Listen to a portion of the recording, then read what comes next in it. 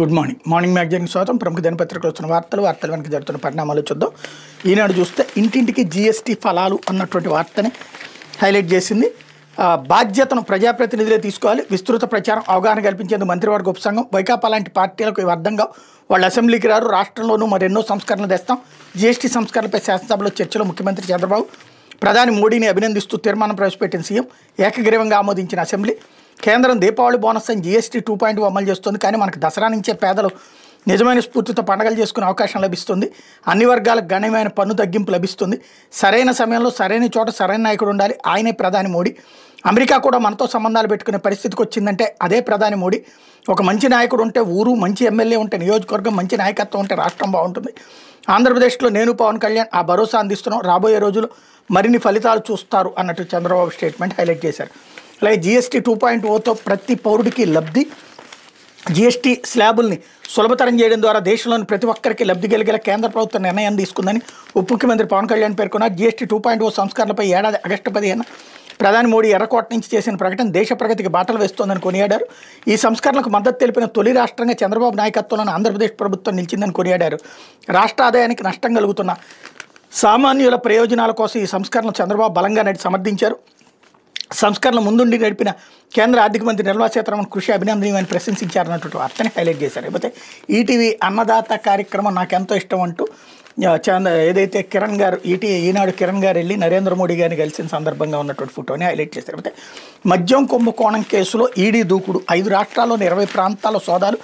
రాజకేశ్వరరెడ్డి భారీ డైరెక్టర్గా ఉన్న ఆసుపత్రి సహా పలు చోట్ల తనిఖీలు. వైకాపా ముఠాకు ముడుపులు చెల్లించేందుకు వైట్ని బ్లాక్లోకి మార్చిన డిస్టిలరీలు, దీనికోసం పలు సంస్థల వినియోగం. ఆయా కంపెనీలు, బంగారు దుకాణాల కార్యాలయాలు, డైరెక్టర్ల నివాసాల్లో తనిఖీలు. వైకాపాయంలో జరిగిన 1000 కోట్ల మద్యం కుంభకోణం కేసులో ఎన్ఫోర్స్మెంట్ డైరెక్టరేట్ దూకుడు పెంచింది. ఏపీ, తెలంగాణ, తమిళనాడు, కర్ణాటక, ఢిల్లీ రాష్ట్రాల్లోని 20 ప్రాంతాలు గురువారం ఏకకాలంలో మూకమ్మడి సోదాలు నిర్వహించింది. 9 సంస్థలు, వాటి కార్యాలయాలు, డైరెక్టర్ నివాసాలు ఉదయం 8 నుంచి రాత్రి 10 గంటల వరకు ఈ తనిఖీలు కొనసాగినాయి. ఈ సందర్భంగా కీలక రికార్డులు, హార్డ్ డిస్క్లు ఈడీ అధికారులు స్వాధీనం చేసుకున్నారు. ఈ కేసు ప్రధాన నిందితుడు రాజకేశ్వరరెడ్డి సతీమణిపై పైరెడ్డి దివ్యారెడ్డి, యూవీ డిస్టిలరీస్ యజమానుల్లో ఒకరైన తీగల విజయేందర్ రెడ్డి డైరెక్టర్లో ఉన్న హైదరాబాద్ అరేట్ ఆసుపత్రి సహా పలు చోట్ల ఈ సోదాలు జరిగినాయి అన్నటువంటి వార్తని హైలైట్ చేశారు.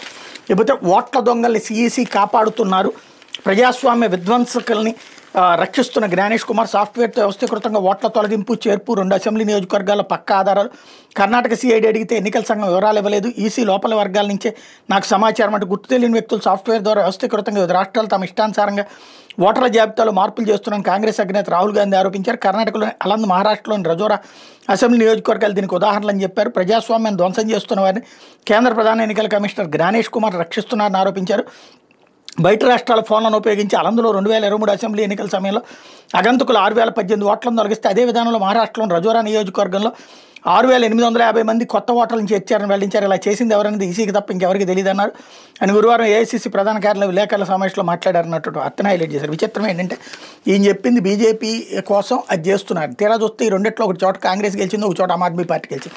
కాబట్టి పచ్చి దగా చేస్తున్నాడు దేశ ప్రజల్ని అన్నటువంటి విషయం తెలిసినా కూడా పత్రికలు ఈయన ఇంకోటి రెచ్చగొట్టే ప్రయత్నం చేశాడు. నిన్న రాత్రి ఒక ట్వీట్ చేశాడు, జంజీని తరహా ఉద్యమాలు ఎక్కడ వస్తే మన బంగ్లాదేశ్లో, నేపాల్లో తరహాలో ఉద్యమాలు అని చెప్పి ఆ వార్త రాయలేదు వీళ్ళు. అంటే కాంగ్రెస్ని కాపాడుకొచ్చే ప్రయత్నం, వాళ్ళు చేసే తప్పుల్ని కవర్ చేసుకొచ్చే ప్రయత్నం ప్రారంభమైపోయింది మన తెలుగు మీడియాలో కూడా అన్నటువంటి విషయం ఇక్కడ స్పష్టంగా కనబడుతుంది. అయితే కోర్టు ప్రాంగణంలో కేసు గురించి వ్యాఖ్యలు చేయొద్దు, మరోసారి వైకాపా నేత చెవిరెడ్డికి ఏసీబీ కోర్టు హెచ్చరిక. ఎంపీ మిథున్ రెడ్డికి 2 రోజులు సిట్ కస్టడీ, నిందితులు జ్యుడిషియల్ రిమాండ్ 26 వరకు పొడిగింపు ఉత్తర్వులు జారీ చేసిన విజయవాడ అవినీతి నిరోధక శాఖ న్యాయస్థానం. మద్యం కేసు సంబంధించి కోర్టు ప్రాంగణంలో బహిరంగంగా వ్యాఖ్యలు చేద్దని వైకాపా నేత చెవిరెడ్డి భాస్కర్ రెడ్డి ఏసీబీ కోర్టు న్యాయాధికారి గురువారం మరోసారి హెచ్చరించారు. కోర్టుకు తెచ్చి తిరిగి వెళ్లేటప్పుడు ఆయన పెద్దగా అరుస్తూ పోలీసులను హెచ్చరిస్తున్నారని సిట్ అధికారులు ఏసీబీ కోర్టు దృష్టికి తీసుకెళ్లారు. అయినా తీరు మార్చుకోకుండా గత వారం కోర్టు నుంచి కారాగారానికి వెళ్లేటప్పుడు హడావిడి చేశారు. సిట్ అధికారులు శాపనార్థాలు పెడుతూ కరపత్రాలు పంచారు. దీన్ని సిట్ అధికారులు కోర్టు దృష్టికి తీసుకెళ్లారు. దీంతో చెవిరెడ్డిని హెచ్చరించాల్సి వచ్చింది అన్నటువంటి వార్తని హైలైట్ చేశారు. లేకపోతే సాక్షి, ప్రజల గొంతు వినిపించకూడదా అంటూ అందుకే వైఎస్ఆర్సీపీకి ప్రతిపక్ష హోదా నిరాకరణ. చంద్రబాబు కూటమి ప్రభుత్వంపై వైఎస్ జగన్ మండిపాటు. ప్రజల కష్టాలు వినడానికి ప్రభుత్వం ఇష్టపడటం లేదు. అసెంబ్లీలో అటు ఇటు వారే డబుల్ యాక్షన్, నువ్వు కొట్టు నేను ఏడుస్తున్న రీతిలో వ్యవహరిస్తున్నారు. ప్రజలను ఏడిపించేది ఈ ప్రభుత్వమే, అయ్యో మీ తరపున మేము ఏడుస్తాం అనేది ఈ ప్రభుత్వమే.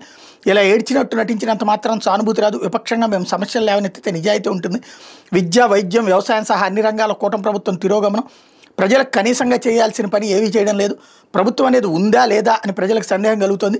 శాంతి భద్రతల పరిస్థితి మరింత దారుణం. వీటన్నిటిపై సభలో మాట్లాడే సమయం ఇచ్చే పరిస్థితి లేనందుకే మీడియా వేదికగా నిలదీత.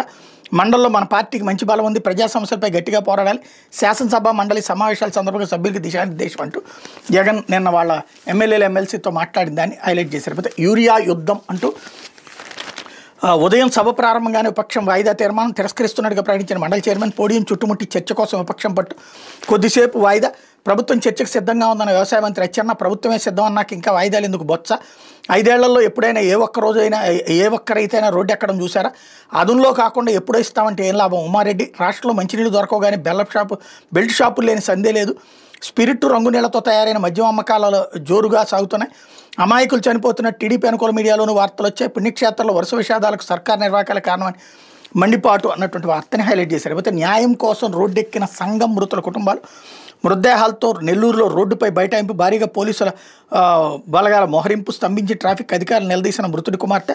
నెల్లూరు జిల్లా టిప్పర్ ప్రమాద ఘటనలో దోషులను తప్పించేందుకు ఎత్తున 7గురిని బలిగొని టీడీపీ నేత ఇసుక టిప్పర్.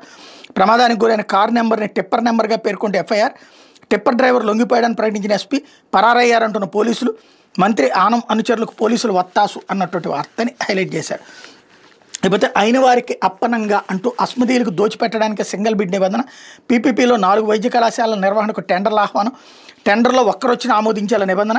సెంట్రల్ విజిలెన్స్ కమిషన్ నిబంధనలు జీవో 94కు విరుద్ధంగా మార్గదర్శకాలు.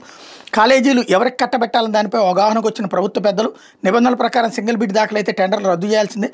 పులివెందుల, ఆదోని, మార్కాపురం, మదనపల్లి కాలేజీలు ప్రైవేటుకు దారాదత్తం అన్నటువంటి వార్తని హైలైట్ చేశారు. అయితే ఉపాధి లేదు, బతికేది ఎలా అంటూ జాతీయ మానవ హక్కుల కమిషన్ ఎదుట నిర్వాసితుల ఆందోళన. మాకు భూమి లేదు, ఉపాధి లేదు, మేము ఎలా బతికేదంటూ జాతీయ మానవ హక్కుల కమిషన్ సభ్యుల ఎదుట పోలవరం ప్రాజెక్టు నిర్వాసితులు ఆవేదన వ్యక్తం చేశారు. అరులైన వాళ్ళకి ఇంకా R&R ప్యాకేజీ రాలేదని వాపోయారు. మడిపల్లి ఖాళీ చేసి వచ్చిన తమకు నిర్వాసిత కాలనీలో ఇల్లు ఇవ్వలేదని కొద్ది కాలంగా బస్ షెల్టర్లో ఉంటున్నాను గిరిజన మహిళ కన్నీటి పర్యంతం అయ్యారన్నటువంటి వార్తని హైలైట్ చేశారు. అయితే బెయిల్ రాకుండా చేసేందుకే హడావిడిగా ఛార్జ్షీట్. సిట్ పూర్తి వివరాలు పొందుపరచకుండా దాఖలు చేసింది. దర్యాప్తు సంస్థ కీలక అంశాలను ఛార్జ్షీట్లో విస్మరించింది. సిట్ పలు తప్పులు చేసి ఏసీబీ కోర్టు తప్పని చెప్తోంది. అసంపూర్ణ ఛార్జ్షీట్కి చట్టం దృష్టిలో ఎట్లాంటి విలువ లేదు. ఛార్జ్షీట్లో లోపాలను సరిదిద్దాలని కోర్టు చెప్పినా చేయలేదు.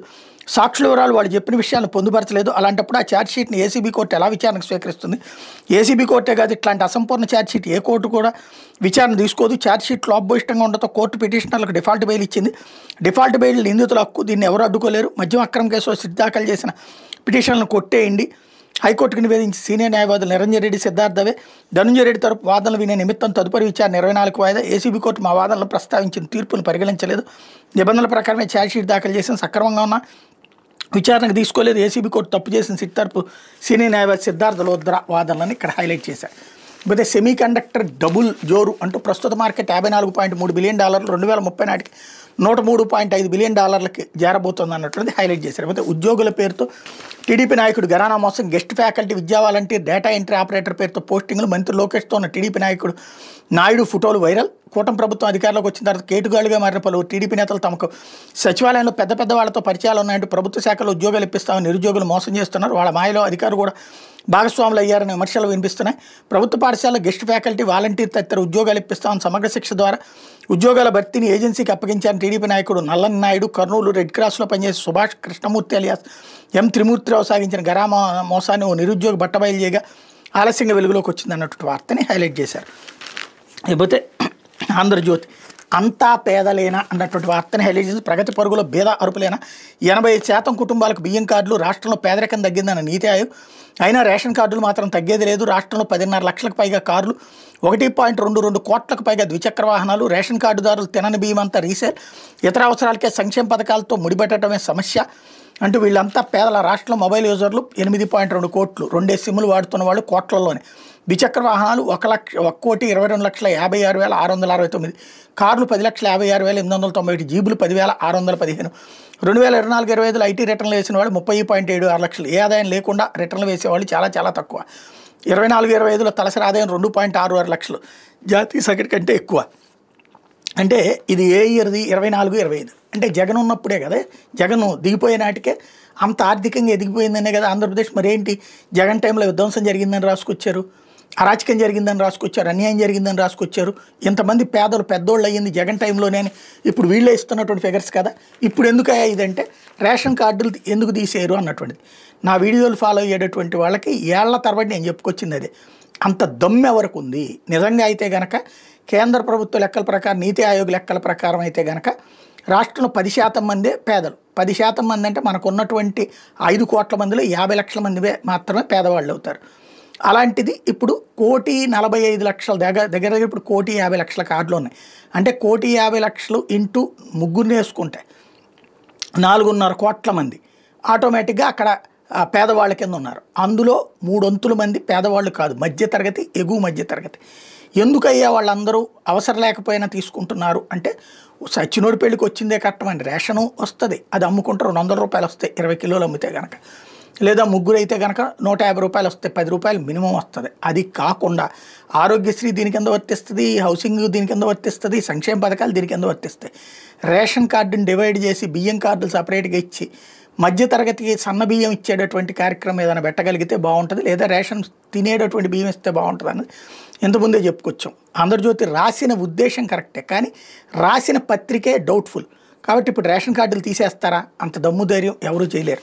లేకపోతే రంగంలోకి ఈడీ అన్నటువంటిది ఏదైతే లెక్కర కుంభకోణానికి సంబంధించిన ఐటమ్ ఇక్కడ కూడా హైలైట్ చేసి, లేకపోతే GST 2.0 గేమ్ చేంజర్ అన్నటువంటి అసెంబ్లీలో స్పీచ్ని హైలైట్ చేసి, లేకపోతే మాలో ఒకళ్ళ మీద దాడి చేస్తే మా ఇద్దరిపై చేసినట్టే పాక్ సౌదీ మధ్య నాటో తరహా రక్షణ ఒప్పందం.